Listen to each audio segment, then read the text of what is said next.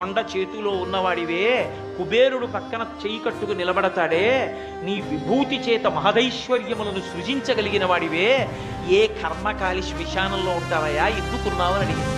పార్వతి, నా కర్మ కాలి కాదు, నాకు చేత కాక కాదు, నాకు 100 గజాల స్థలం లేక కాదు, ఈ సమస్త భూమండలం నాది, అన్ని బ్రహ్మాండములు నాది.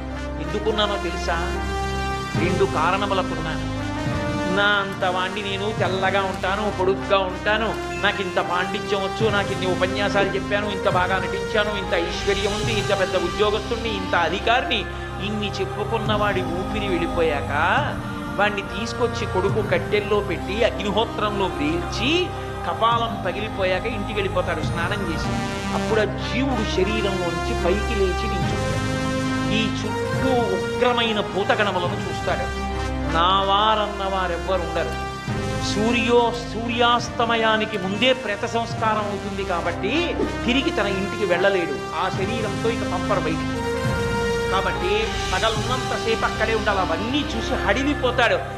ఇంతమంది నా వారని బతికున్నంత కాలం సంపాదించి వాళ్ళందరికీ పెట్టినటువంటి వాడు శరీరం కాలిపోయిన తరువాత నా అన్నవాడు లేక ఒక్కడు నిలబడిపోతే, నా వారన్నవారు లేరని ఏడుస్తుంటే నేనున్నానని అభయం ఇవ్వడానికి అక్కడ నించున్నాను పార్వతి అన్నాడు.